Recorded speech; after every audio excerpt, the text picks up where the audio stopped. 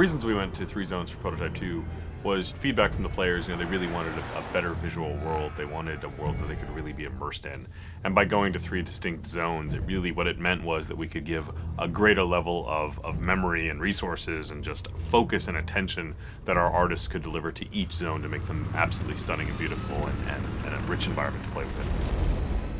It's enabled us to provide the player with different challenges, different experiences, and give the players something unexpected whenever they progress forwards.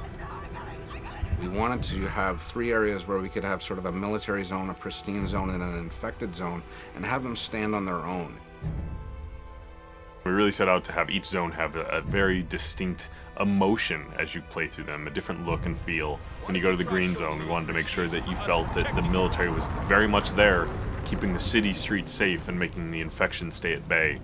So you get a greater military population, you get less destroyed buildings, less papered over buildings. They tried to make it look pretty and nice. Our responsibility is sell the story, sell the mood and the feel of the location. So you will see lots of guys sitting on the sidewalks, leaning against the buildings, kind of hiding. We also focused on having a dynamic exposure so that you could have dark areas and bright areas, and having the camera really adjust for that. So it didn't feel like this monotone area of just constant intensities. A lot of the threat that you find in the green zone is slightly more insidious. It's kind of hidden away. It's not as overt as in the yellow zone where there's military absolutely everywhere, but as you dig deeper into the green zone, you start to understand that it has its own set of secrets in there, which I'm not going to go into details in this particular conversation. The yellow and the green zone represent sort of the progression to the red zone. The green zone starts out as a living normal civilization where people are still going about their daily work. They're still doing their normal things. The yellow zone is more of a camp where things have gone wrong. They've moved people in, they've moved people out. It's a military quarantine zone. No one moves anywhere without moving through checkpoints. Your yellow zone, we really wanted that feeling of oppression. We really wanted that feeling of too many people crowded into a small space. We wanted to make you feel that Gentek is performing experiments on the human population.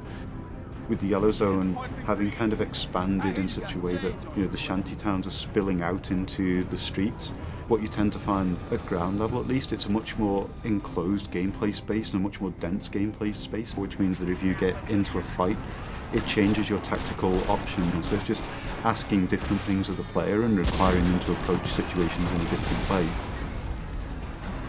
The checkpoints are far more important.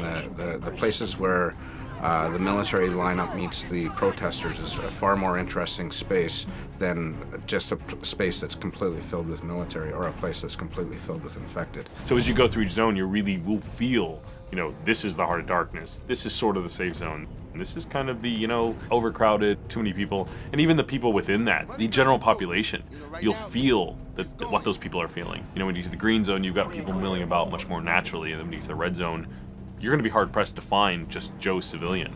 You're going to find a lot of infected. You're going to find a lot of people worried for their life. So the zones are actually unlocked in a linear sequence as you go through the game. So you'll start out in the yellow zone, and then through the course of events you get dragged on into the next zone and then the zone after. But once you've unlocked any given zone, you're free to travel between them at will to complete any of the side missions or other content that you may not have finished there, or things that you want to go back to try and to improve your performance at, etc. Prototype 2 is still very much a completely open world game where you have total flexibility to go wherever you want and do whatever you want whenever you want.